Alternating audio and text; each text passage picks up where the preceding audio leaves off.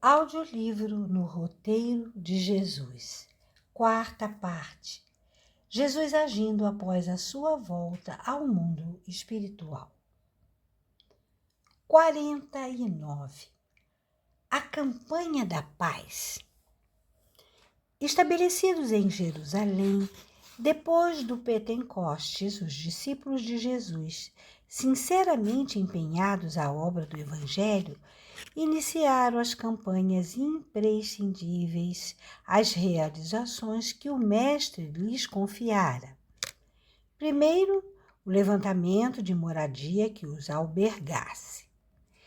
Entremearam possibilidades, granjearam o apoio de simpatizantes da causa, sacrificaram pequenos luxos e o teto apareceu, simples e acolhedor, onde os necessitados passaram a receber esclarecimento e consolação em nome do Cristo.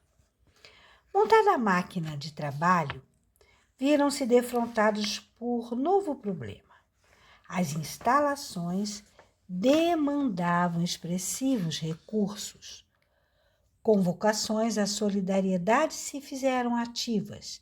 Velhos cofres foram abertos, canastras rojaram-se de borco, entornando as derradeiras moedas. E o lar da fraternidade povoou-se de leitos e rouparia, candeias e vasos, tinas enormes e variados apetrechos domésticos. Os filhos do infortúnio chegaram em bando. Obsediados eram trazidos de longe. Velhinhos que os descendentes irresponsáveis atiravam à rua engrossavam a estatística dos hóspedes. Viúvas acompanhadas por filhinhos chorosos e magricelas aumentavam na instituição dia a dia. E enfermos, sem ninguém, arrastavam-se na direção da pousada de amor, quando não eram caminhados até aí em padiolas com as marcas da morte e a lhes arroxearem o corpo enlanguescido. Complicaram-se as exigências da manutenção e efetuaram-se coletas entre os amigos. Corações generosos compareceram. Remédios não escassearam e as mesas foram supridas com fartura. Obrigações dilatadas reclamaram concurso humano. Os continuadores de Jesus apelaram das tribunas, solicitando braços compassivos que levassem os doentes e distribuíssem os pratos. Cooperadores enganjaram-se gratuitamente e formaram-se os diáconos prestimosos. Criancinhas começaram a despontar na estância humilde e outra espécie de assistência se impôs rápida. Era necessário amontoar o material delicado em que os recém-nascidos, à maneira de pássaros frágeis, pudessem encontrar o aconchego do ninho. Senhoras abnegadas esposaram compromissos. A legião protetora do berço alcançou prodígios de ternura. E novas campanhas raiavam imperiosas. Campanhas para o trato da terra, a fim de que as despesas diminuíssem.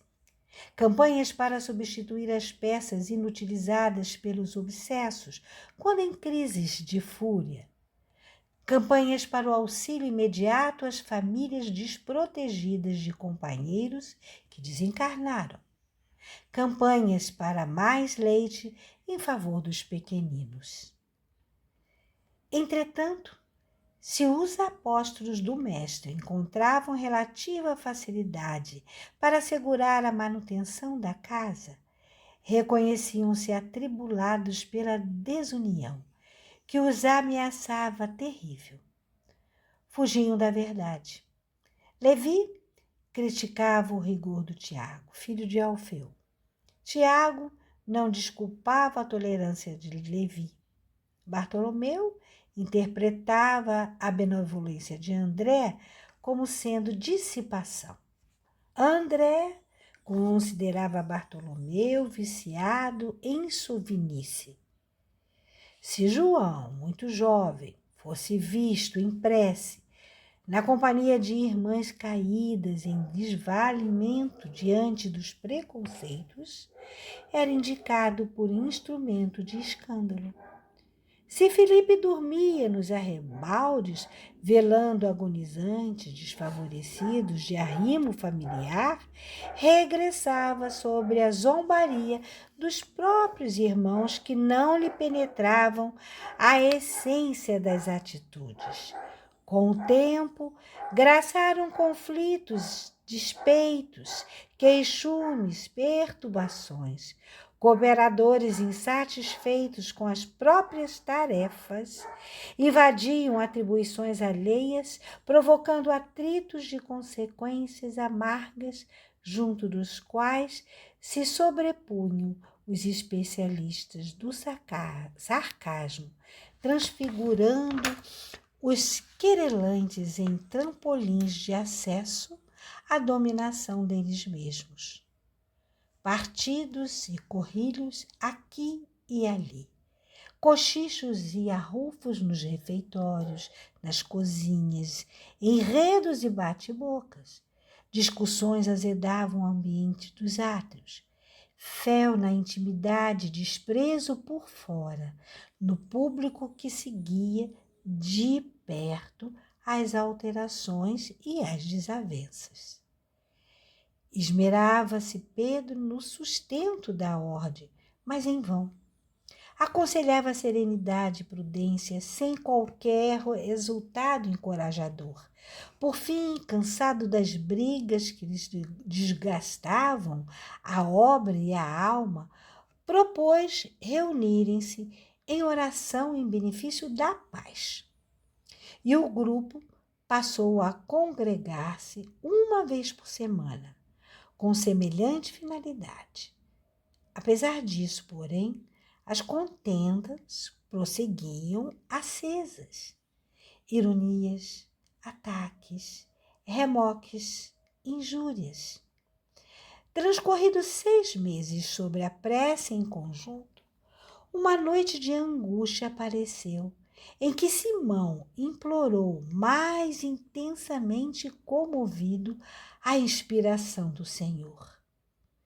Os irmãos sensibilizados viram-no engasgado de pranto.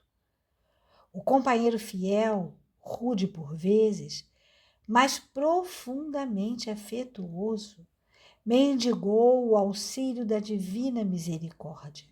Reconhecia a edificação do evangelho comprometida pelas rixas constantes.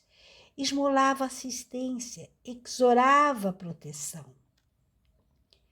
Quando o ex-pescador parou de falar, enxugando o rosto molhado de lágrimas, alguém surgiu ali, diante deles, como se a parede à frente se abrisse por dispositivos ocultos para dar passagem a um homem.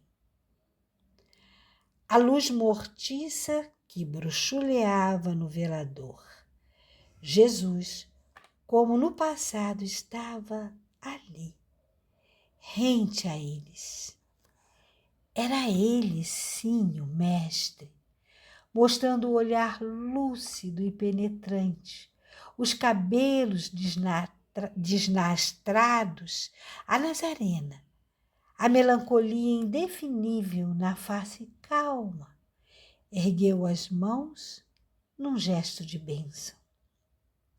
Pedro gemeu, indiferente aos amigos que o assombro empolgava. Senhor, compadece-te de nós, os aprendizes atormentados. Que fazer, mestre, para garantir a segurança da tua obra?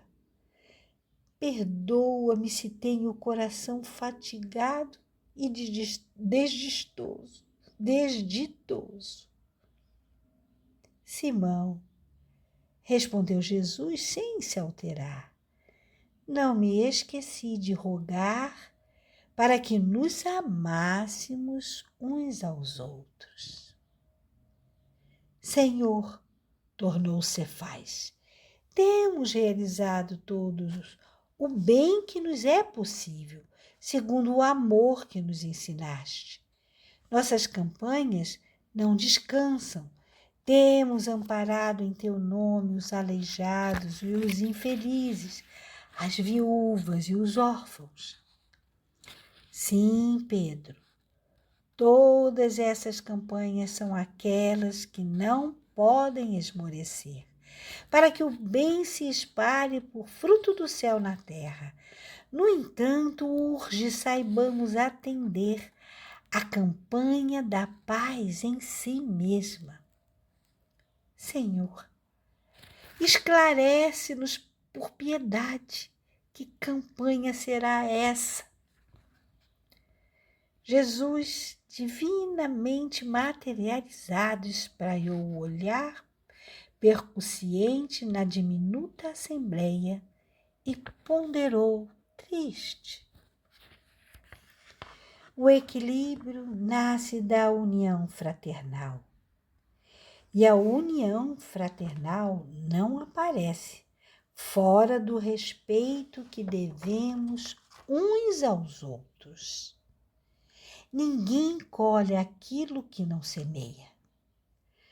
Conseguiremos a seara do serviço, conjugando os braços na ação que nos compete. Conquistaremos a diligência, aplicando os olhos no dever a cumprir. Obteremos a vigilância, empregando criteriosamente os ouvidos. Entretanto, para que a harmonia permaneça entre nós, é forçoso pensar e falar acerca do próximo, como desejamos que o próximo pense e fale sobre nós mesmos. E ante o silêncio que pesava, profundo, o mestre rematou. Irmãos, por amor aos fracos e aos aflitos, aos deserdados e aos tristes da terra, que esperam por nós a luz do reino de Deus, façamos a campanha da paz, começando pela caridade da língua. Mensagem extraída do livro Contos desta e d'Outra Vida, capítulo 31.